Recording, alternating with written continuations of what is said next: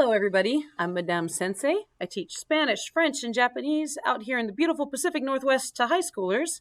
And I have been explaining how I've adapted the GLAD, Guided Language Acquisition Development techniques for a secondary classroom, a high school classroom. I teach 9th through 12th graders. And so today is my maybe last episode of what I've done with expert groups until I get better ideas. I like to invent games, so I'm sure I will be adding to this. But this is my last for now. I've taken the concept of expert groups, which is supposed to be you pull students out and work with them individually, teaching them a paragraph or 2 paragraphs or a whole story, and then send them back to their groups. And that just wasn't working for me in the high school classroom. And so I reimagined what it means to be an expert group. And so this one, I've already made a video about, because I horribly broke my leg tripping over a backpack at the beginning of the year. And so I was really using this technique a lot. And I've already made a video about it, but I'm going to kind of fill in the gaps because I might have spoken really quickly on the other one. So I will link that video also in this same playlist. But this one is based on a game called Teams Games Tournament, which is from the book The Strategic Teacher, which is a really good book. I highly recommend that you check it out of your library and read it. And then if you like it, buy it. It's a great book. And I used it a lot in my earlier days teaching, but now that I'm a better teacher, I kind of moved away from it because I have better ways to do it. But let me tell you how I've adapted it. Here's the video I've already made, and I think this is hysterical. 2 views. Yay, I'm going viral, guys.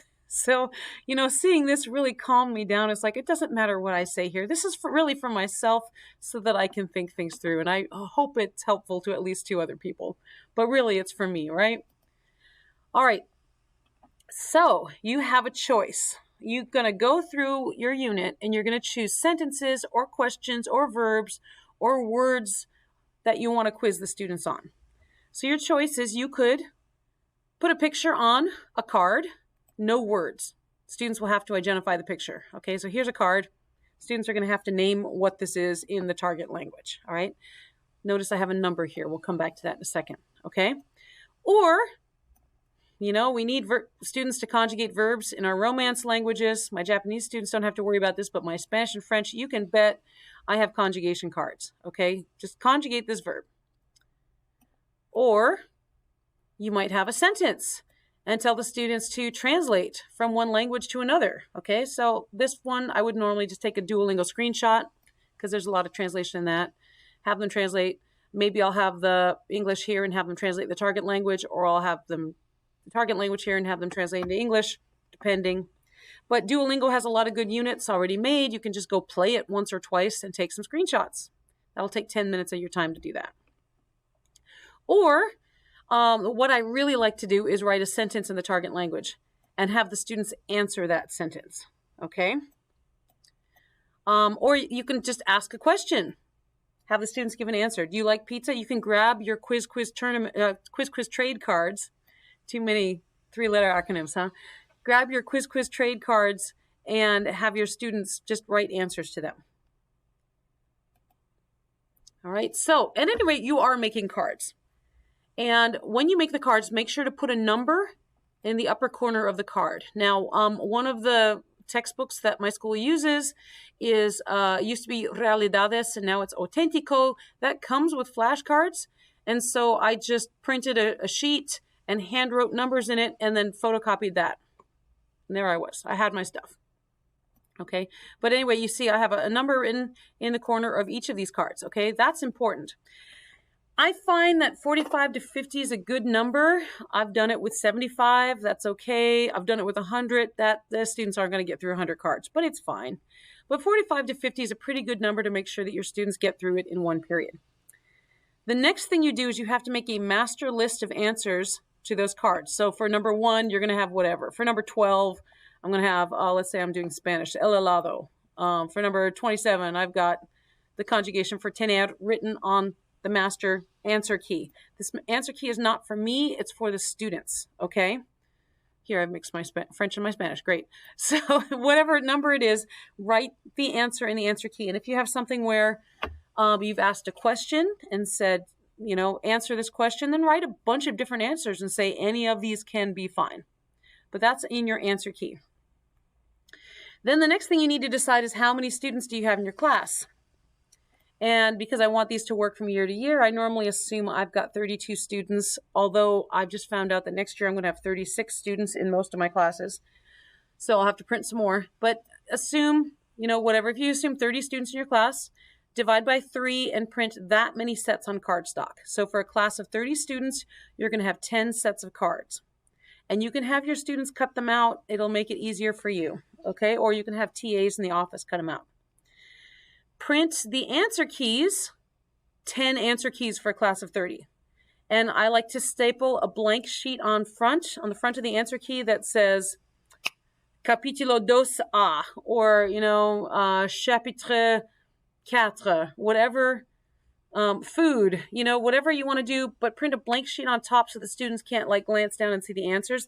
They'll have to lift up the blank sheet to be able to look at the answers. So it has to be opened and the answers aren't obvious.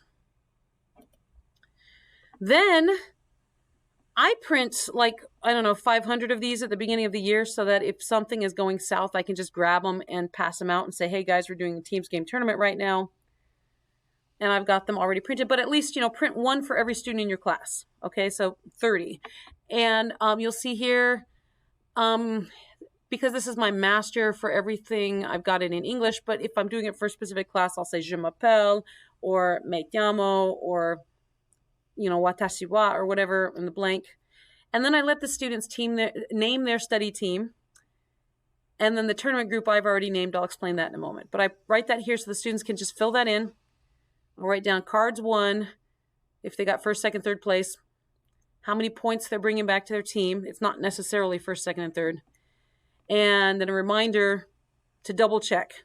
Okay, so the brilliance of this is that you're having the students are grading each other. And it's not I don't like to give a quiz or an assignment and then say, pass your paper with the person on the right and here's a red correcting pen and correct there. I don't like doing that because I think it raises the student's affective filter. This way, they're playing a game, their affective filter is not raised, but you still get them grading each other. Okay, now I do find that Teams Game Tournament is a little dry now that I've really embraced game-based learning. And so I have a couple of tweaks I've made to it. And one is I combined Teams Game Tournament with a board game that I made for Duolingo. And then I can just grab cards and say, all the red cards are when you land on Lily, and all the blue cards are when you land on Zari, and all the gray cards are when you land on Falstaff, and all the pink cards are when you land on Oscar, whatever. And I can still use these exact same cards, but I can use many different colored sets. And it's a little more fun, and the students don't notice that I'm really quizzing them, okay? So again, you're going to print the paper with the blank lines for answering. Here's some students using those blank lines for answering. And I apologize for my photography. When I took this picture, I was in a wheelchair sitting right here. So, and I didn't want to show the students' faces, so it was really badly done. But anyway, here's all the answer sheets. The students are writing. Every single student is writing on an answer sheet, whether or not it's their turn to go, okay? And here's the deck of cards in between them all, and they've already turned one over. And here I asked the student to hold up a card and show the camera, okay? So everybody's writing. Before the students come into the class, I sit down and I look at my students and I say, oh, this student is doing really well. This student is doing really poorly. I'm going to put them in a study group. And I'm the one who decides the study groups, okay? So you take a high flyer, you take a middle of the road, you take someone who's struggling, and they're not necessarily in this order. I change it for each one. So the students have no idea why I chose the groups I chose. I pretended like it was totally random. But I make this decision, and that's so that as they're studying, the ones who need the extra practice, they've got the scaffolding right there. They've got other people who are going to help them come up to speed. This one's getting the Richard Feynman technique of I'm teaching it to someone else, that's making me better at it. This one needs just a little bit more repetition. They're kind of middle of the road. Okay. And then I let them come up to the board and name their teams. And, maybe they're disappointed they're not with their friends, but I reassure them that they'll be with their friends soon enough, because generally they're with their friends during the tournament. So also during the tournament, I've gone through and I've looked at the teams and I said, okay, all the high flyers, they're competing against each other. They're not competing against those students that are struggling. All the students that are struggling, they're competing against each other. And again, I don't necessarily start with high flyers and end with, I don't want the students to know why they're in the group that they're in, because I don't want to raise their effective filter. But basically, students are competing with each other on the same level that they're at. That's the main thing. All right, so I go see the other video for a better example in action. But